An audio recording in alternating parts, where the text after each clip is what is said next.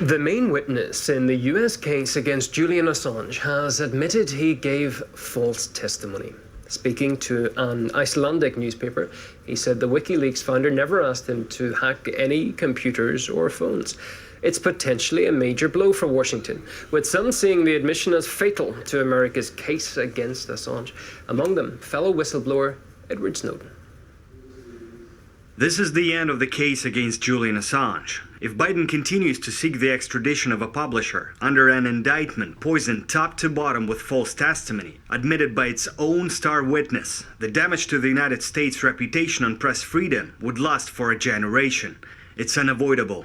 For the better part of a decade, the United States and its allies wanted Assange. They came up with allegations and grand juries and smear campaigns to get to him. We knew that. What we didn't know is how many of America's charges against Assange, charges that could land Assange in jail for 175 years, are reportedly made up. The main witness in the charges against Assange, the extradition request filed in the UK, gave an interview to Standard, an Icelandic publication. His name is Sigurdur Ingi Þórðarson, and he apparently is a piece of work. Charges were piling up against Þórðarson with the Icelandic authorities for massive fraud, forgeries and theft on the one hand, and for sexual violations against underage boys he had tricked or forced into sexual acts on the other. During his time as a volunteer at WikiLeaks, where he lied and claimed to be almost number 2 after Assange, he's said to have robbed them of $50,000 in donated funds and stole hard drives packed with documents. When WikiLeaks started asking questions, guess who he called? Þórðarson saw a way out, and on August the 23rd, he sent an email to the US Embassy in Iceland offering information. The prosecutors and FBI were quick in responding, and within 48 hours, a private jet landed in Reykjavik with around 8 agents who quickly set up meetings with Þórðarson. Þórðarson was willing to say government systems. He admits to lying about that, but that is already to break into government systems. He admits to lying about that, but that is already in the charges against Assange. Right now. This activity was said to include attempts to hack into the computers of members of parliament and record their conversations. In fact, Þórðarson now admits to Stundin that Assange never asked him to hack or access phone recordings of MPs. Moreover, the British judge reviewing the extradition request agreed with the charges. Charges many of which are now said to be lies, such as when Þórðarson claimed that he accessed a police vehicle database legitimately while working as a volunteer for rescue services and blamed it on Assange. More deceptive language emerges in the aforementioned judgment, where it states Assange used the unauthorised access given to him by a source to access a government website of Iceland used to track police vehicles. There was more, much more, about stolen bank files and hacking, all of which was twisted by Þórðarson and the FBI, who must have known how unreliable he was. But what one wouldn't do for immunity. Ah yes, the FBI offered Þórðarson immunity from prosecution for all the things that they know he did. Furthermore, the FBI told him it wouldn't share anything with Icelandic police. You think he learned his lesson? It's as if the offer of immunity had encouraged Þórðarson to take bolder steps in crime. He started to fleece individuals and companies on a grander scale than ever. Forgery, bulk theft via shell companies, and much, much more. This is the main witness in the prosecution and persecution of Julian Assange. This is the best that they could do. If verified, this interview will be a serious blow, if not the demise of the case against Assange. A case that has riled rights and press activists for years. A case that may well criminalize journalism as we know it. And a case that will mar America for years to come.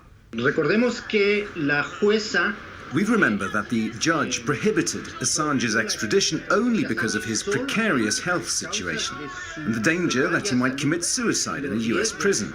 At the same time, she essentially agreed with the arguments fabricated by the US and based on testimonies of the person who, as we know, said himself that his testimony was totally fictional and false. And of course, this must have consequences for the extradition process. en cuestión. But I think the Biden administration must once and for all write this case off as a criminalization of journalism. The United States doesn't look for justice in the Julian Assange case. It looks for revenge. Revenge against the journalist who helped to reveal its war crimes. That's why they will use any means possible to punish Julian Assange and make an example of him so that no one else will dare to do the same. Well, to get a reaction to developments, we're joined live now in the program by independent journalist Taylor Hudak. Taylor, welcome. Just how much of a game changer are these revelations in the Assange case, do you think? Well, this is the latest legal irregularity in this case. There has been a number of irregularities, whether it be with the investigation into WikiLeaks and Julian Assange, or just the way the case was tried in general. I covered this case extensively in London, and that was the extradition hearings. And I could tell you that we really struggled to cover this case as journalists. It was very difficult. Professional NGO observers, whose job it is to monitor this case, had a very, very difficult time, not to mention the fact that the U.S. government, the prosecution, struggled on a daily basis to present its case and to present the facts, because the facts are clearly on the side of the defense. And let me just say that this is extremely embarrassing for the United States government. The fact that the U.S. DOJ collaborated with a convicted criminal, Sigi Thordarson, who has a history of fraud, embezzlement, and even is a child predator, convicted child predator. It is just so shameful, and it's so embarrassing to the U.S. DOJ. It also does make you question the integrity of the investigation into WikiLeaks, as well as the integrity of the U.S. government, the DOJ, and the U.S. intelligence agencies. If the article is verified, is there any possible way that the U.S. can still push ahead successfully with an indictment?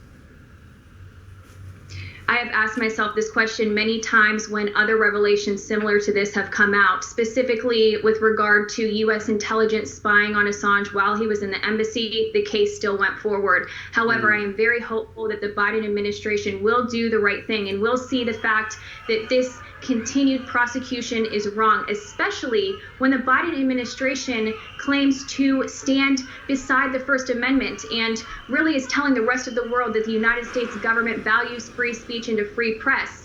The Biden administration must separate itself from Trump-era attacks on the free press by ending this case. And I have to say that all major civil liberties organizations throughout the world and all major publications in the United States and media organizations are calling for this case to be dropped and for Assange to be freed. I do want to make another point here that each day that Julian Assange is sitting in Belmarsh prison, and each day that the United States government continues to prosecute this case, is just one more day that the United States government betrays its own constitution. You alluded to it, but when I say it out loud, Taylor, it's quite staggering. The witness was apparently offered immunity by US authorities for a host of crimes. So essentially, you've got the Justice Department dealing with a man facing some pretty serious charges. What is your take on that aspect? Again, it points to the corruption of our intelligence agencies, and it also shows how badly they want to prosecute Assange and how badly they want to basically eradicate the First Amendment, something that the U.S. government prides itself on. So it shows a very concerted effort to target Julian Assange. And while this does obviously pose a threat to press freedoms worldwide, I also want to make note that this is a human being who has been subjected to torture for over a decade. I recently sat down with Julian Assange's father, John Shipton, and brother Gabriel Shipton, and while they are going strong and they're really pushing for their loved one to be freed, I have to say that this has deeply impacted not only Julian Assange himself, but his family members as well. And his brother told me it's heartbreaking to see him in this situation, and the U.S. government, one part of our Constitution, we say that we shall not allow any cruel or unusual punishment. And here we are doing just that to a journalist and a publisher. And keep in mind, the same journalism that won Julian Assange numerous awards is the same journalism that has him in a prison today. I don't think it's hyperbole to say this is a bombshell development, again, if verified. Why do you think, therefore, it hasn't been more widely covered in the mainstream media?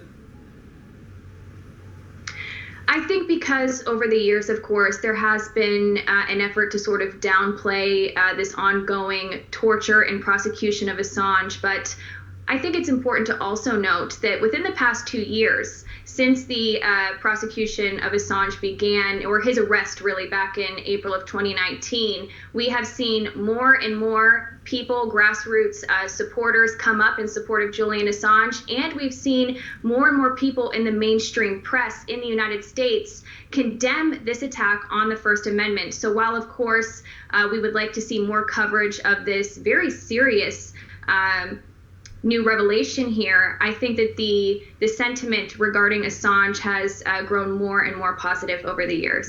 Just finally, you have been following his case for quite some time. The ups and downs, more downs than ups, of course, for Julian Assange. What does the future now hold for him, do you think? Well, the defense did win this case. A UK judge, Vanessa Breitzer, blocked the U.S. extradition request on humanitarian grounds, and this was specifically because of Assange's mental health as well as the very, very poor conditions in the U.S. prison system. So while the extradition request has been blocked, he is still in Belmarsh prison, one of the worst prisons, if not the worst prison in the UK, because the U.S. government has appealed that decision, and we are now just waiting for a UK court to make the decision as to whether or not they will accept the U.S. grounds for appeal.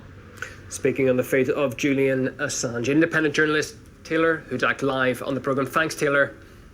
Thank you.